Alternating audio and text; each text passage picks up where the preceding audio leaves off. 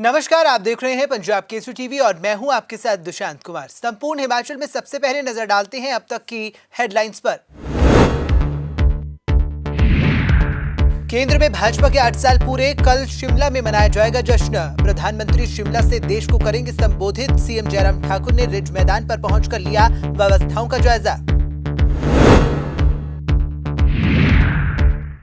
PM Modi की rally को लेकर शिमला शहर की ट्रैफिक प्लान में बदलाव। बसों की एंट्री पर पूर्ण रोक, लोगों को परेशानियों से होना पड़ सकता है दो चार। पीएम के निमंत्रण को लेकर प्रतिभा सिंह के बयान पर सीएम जयराम ठाकुर का पलटवार। कहा, पहले पार्टी का कार्यकर्ता फिर हूं सीएम। पार्टी द्वारा दी गई भूमिका को निभाया, नहीं गिराई सीएम पद की गरिमा। प्रतिभा सिंह आज फिर बोली, भाजपा नेता सीएम को घुमा रहे गली कूचे, सीएम कुर्सी का हो रहा अपमान। पुलिस पेपर लीक मामले को लेकर युवा कांग्रेस का अनशन हुआ खत्म। युवा कांग्रेस ने प्रधानमंत्री के नाम सौंपा ज्ञापन। मामले में जल्द आरोपियों को गिरफ्तार करने की मांग। अब खबरें विस्तार से। शिमला के ऐतिहासिक रिज मैदान पर कल होने वाली प्रधानमंत्री नरेंद्र मोदी की रैली को लेकर सभी तैयारियां पूर्ण कर ली गई हैं। आपको बता दें कि इसी को लेकर मुख्यमंत्री जयराम ठाकुर सोमवार को रिज मैदान पर पहुंचे, जहां पर उन्होंने रैली की व्यवस्थाओं का जायजा लिया। साथ ही इस दौरान उन्होंने कार्यकर्ताओं से भी बातचीत की। मुख्यमंत्री जयराम ठाकुर ने रिज मैदान से माल रोड होते हुए रानी झांसी पार्क पहुंचे और व्यवस्थाओं का जायजा लिया। इस दौरान मुख्यमंत्री जयराम ठाकुर ने कहा कि कल शिमला के ऐतिहासिक रिज मैदान से प्रधानमंत्री नरेंद्र मोदी पूरे देश को संबोधित करेंगे, जो कि हिमाचल के लिए गर्व की बात है। सभी लोग उत्साहित हैं, कार्यकर्ता तो है ही, लेकिन पूरा हिमाचल उत्साहित है, क्योंकि हिमाचल के इतिहास में पहली बार रिज के मैदान से प्रधानमंत्री जी पूरे देश को संबोधित करेंगे। पूरे देश को संबोधित करने का अभिप्राय मेरा ये है कि सभी प्रांतों के मुख्यमंत्री के साथ भी वर्चुअल माध्यम से कनेक्टेड रहेंगे और जो लाभार्थी सभी प्रदेशों में अलग अलग स्थानों पर उनके साथ भी कनेक्टेड रहेंगे और कुछ लाभार्थियों से वो जो है वो इंटरेक्शन भी करेंगे, बातचीत भी करेंगे। लगभग 17 लाख से ज़्यादा लोग इस कार्यक्रम को वर्चुअल माध्यम के इसके साथ और सीधा जुड़ करके इस कार्यक्रम को देखने वाले हैं। लेकिन इससे बड़ी संख्या मुझे लगता है कि जो लोग सोशल मीडिया और उसके साथ दूरदर्शन और दूसरे चैनल के माध्यम से इस कार्यक्रम को देखें, वो संख्या बहुत ज़्यादा है। स्वाभाविक रूप से केंद्र सरकार के 8 साल का कार्यकाल जो बहुत यशस्वी कार्यकाल रहा है, उस कार्यकाल में जो भारत ने एक अलग अपनी पहचान बनाई है और उस पहचान बनाने के साथ साथ में नरेंद्र भाई मोदी जी ने जिस प्रकार से नेतृत्व किया है इन 8 वर्षों में, ये हमारे लिए गर्व का विषय है और स्वाभाविक रूप से हमें यहाँ प्रधानमंत्री जी के आगमन पर बहुत उत्साहित हैं, अब नागरिक और व्यक्ति और पार्टी का कार्यकर्ता। मंगलवार को शिमला शहर के लोगों को इस दौरान परेशानियों से दो चार होना पड़ सकता है। जी हां, आपको बता दें कि प्रधानमंत्री नरेंद्र मोदी की शिमला में होने वाली रैली के लिए ट्रैफिक प्लान में बदलाव किया गया है। मंगलवार को शिमला शहर में बसों की एंट्री पर रोक लगा दी गई है। हालांकि रूटीन पर लोकल बसें चलती रहेंगी। शिमला पुलिस ने प्रधानमंत्री की रैली के लिए ट्रैफिक प्लान में बदलाव किया है। रैली में आने वाली छोटी गाड़ियों और बसों के लिए ड्रॉपिंग, पिकअप और पार्किंग की जगह तय कर दी गई है। शहर में बसों और गाड़ियों के लिए 3 जोन बनाए गए हैं। इसमें ऊपरी शिमला, सोलन और निचले हिमाचल से आने वाली बसों के रूट तय किए गए हैं। इन तीनों जोन से आने वाली बसों और गाड़ियों को पार्क करने के लिए ये प्लान तैयार किया गया है। जहां गाड़ियों और बसें खड़ी होंगी, वहां से शहर के लिए शटल बसें भी चलाई जाएंगी। प्रधानमंत्री नरेंद्र मोदी की रैली को लेकर बीते दिन मुख्यमंत्री जयराम ठाकुर ने लोगों के घरों में जाकर प्रधानमंत्री नरेंद्र मोदी की रैली को लेकर निमंत्रण दिया। इस दौरान मुख्यमंत्री जयराम ठाकुर हॉली लॉज में भी सांसद प्रतिभा सिंह को आमंत्रित करने पहुंचे, जिस पर प्रतिभा सिंह ने सवाल उठाए। वहीं अब सीएम जयराम ठाकुर ने भी इस पर पलटवार करते हुए कहा कि पहले मैं पार्टी का कार्यकर्ता हूँ, इसके बाद मुख्यमंत्री बना हूँ। निमंत्रण देने के लिए हम कल कुछ घरों में जा रहे थे, तो उनका घर भी बीच में आ गया, तो वहां पर मिले, गेट के पास मिले, तो हमने कहा कि आप भी कार्यक्रम में आइए। हमने निमंत्रण दिया है, सभी विधायकों को भी दिया है, कांग्रेस के भी दिया है और सांसदों को भी दिया है सब। तो सांसदों में से वो भी एक सांसद के नाते कार्यक्रम का हिस्सा बन सकती हैं। पार्टी का कार्यकर्ता हूं, मुख्यमंत्री बाद में बना। पार्टी की ओर से निर्धारित कार्यक्रम के अनुसार हम सब लोगों ने तय किया कि हम सब लोग कुछ जगह, कुछ घरों में जाकर के थोड़ी देर के लिए व्यक्तिगत रूप से निमंत्रण देने के लिए भी जाएंगे। सभी हमारे पार्टी के नेता गए हैं, हमारे प्रभारी जी गए हैं, हमारे सुरेश भारद्वाज जी गए हैं, हमारे पार्टी के अध्यक्ष सुरेश कश्यप जी भी गए। और एक कार्यकर्ता के नाते, क्योंकि हमेशा मुख्यमंत्री का इसको जोड़ना ये उचित नहीं है, कार्यकर्ता है पहले, और मैं समझता हूं कि कार्यकर्ता के नाते मेरे को जो पार्टी की ओर से भूमिका दी गई थी, उस भूमिका को निभाने के लिए मैं अपना काम कर रहा था। और मुझे इसमें कतई भी नहीं लगता है कि किसी की गरिमा को, मेरी गरिमा को ठेस पहुंचा। मेरा यह सौभाग्य है कि पार्टी के कार्यकर्ता के नाते इस कार्यक्रम का हिस्सा बनने का मुझे भी जो है वो लोगों के बीच में जाने का सौभाग्य प्राप्त हुआ। डिग्निटी कहीं भी डाउन नहीं होती है, नीचे नहीं होती है। मैंने कहा कि एक साधारण पार्टी के कार्यकर्ता होने के नाते मैंने एक फर्ज निभाया है जो पार्टी ने तय किया था। और दूसरी बात, क्या मुख्यमंत्री सभी के घर में, सामान्य कार्यकर्ता, सामान्य लोगों के घर में नहीं जा सकता है? ये सोच उनकी रही होगी, क्योंकि वो अलग परिवेश के लोग हैं। हम तो साधारण परिवार के लोग हैं, और साधारण परिवार के साथ अपना रिश्ता जो है वो जिंदगी भर का रिश्ता है और सदैव रहेगा। और इसको और मजबूत करने के लिए जो भी करना होगा वो करेंगे। और लोकतंत्र में साधारण व्यक्ति की ही भूमिका महत्वपूर्ण होती है।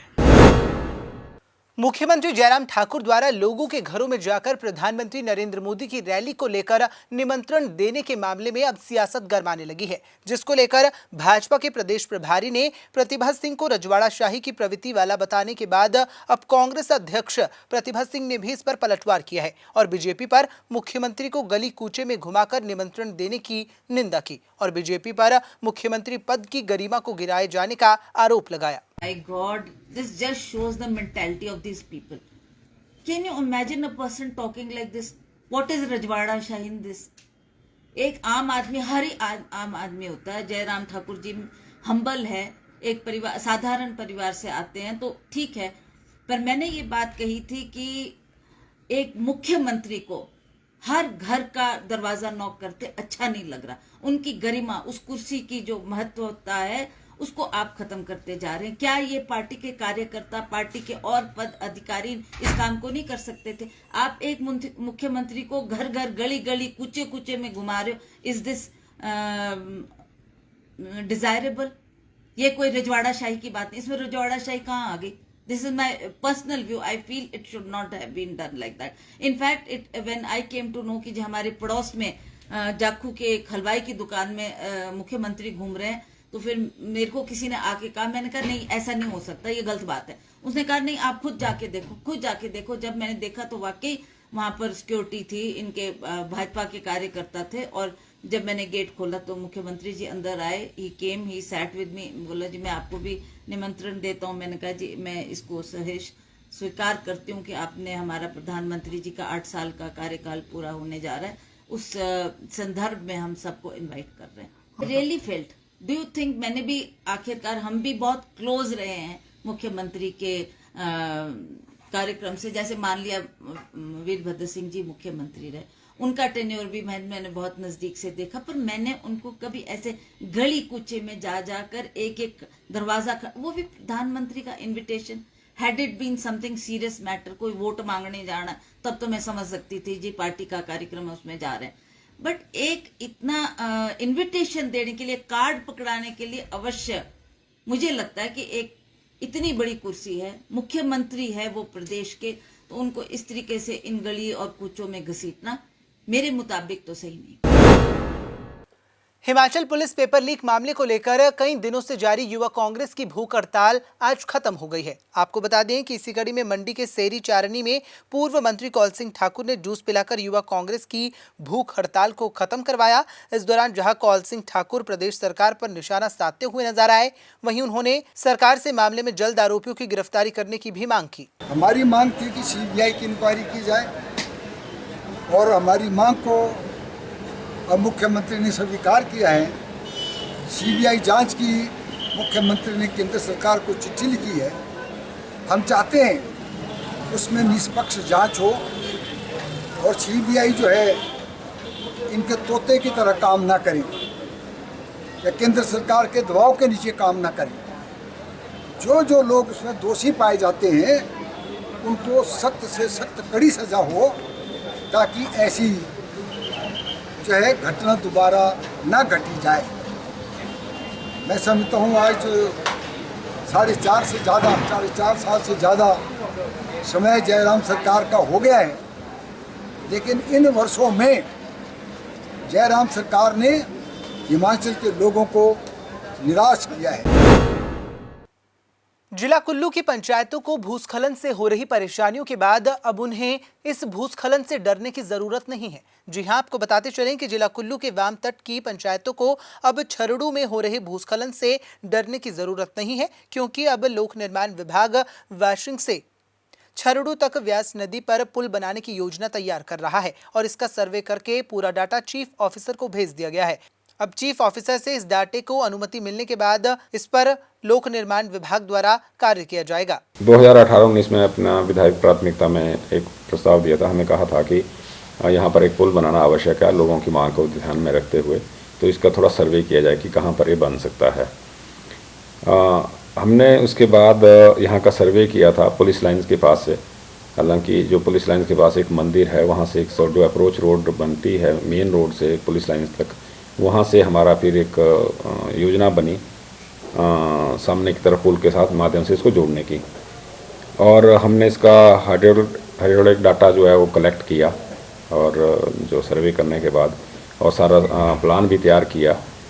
इसमें क्योंकि इस तरफ का हिस्सा एक तो ब्रिज हायर लेवल पे बनेगा, कर्व भी है वहाँ पर थोड़ा रिवर का हायर लेवल पे बनेगा, तो उधर का हिस्सा जो है वाम तट जो है थोड़ा डाउन है, वहाँ पर अप्रोचेज भी बननी है। कुछ लैंड का इशू भी था, हमने वो भी देखना चाहते थे कहीं प्राइवेट लैंड उसमें नहीं आ रही है।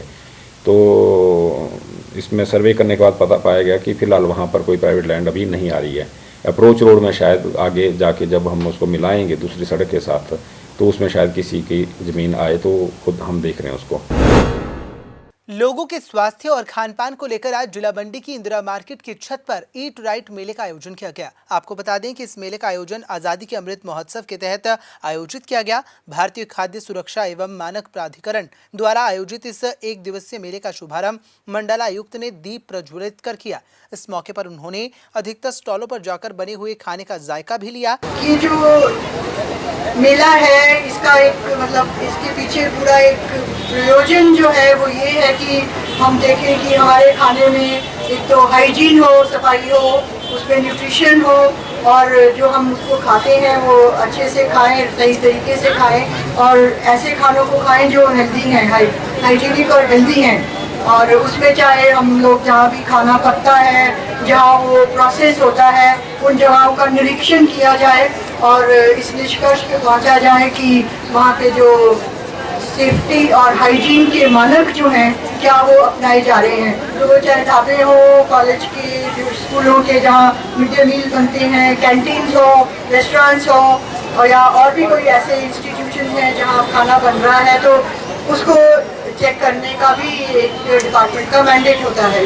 तो इट इज़ नॉट ओनली कि हमने यहाँ स्टॉल्स देखे और आगे बढ़ गए, बट स्टॉल्स का जो मकसद है उसके पीछे आपको जाना है। आपने देखा होगा कि हमने यहाँ पे जो हमारे लोकल फूड्स बने हुए हैं, तो उसका कहीं ना कहीं ये मकसद है कि जो बहुत ज़्यादा जंक फूड होते हैं उनको अवॉइड किया जाए, जो प्रोसेस्ड फूड्स होते हैं और जो हमारे लोकल उसी समय तैयार किए गए खाने होते हैं वही हमारे लिए पोषण और स्वास्थ्य का मतलब वही हमें वो देते हैं, पोषण और स्वास्थ्य। हिमाचल में फिलहाल इतना ही। मुझे दीजिए इजाजत और देखते रहिए पंजाब केसरी टीवी। नमस्कार।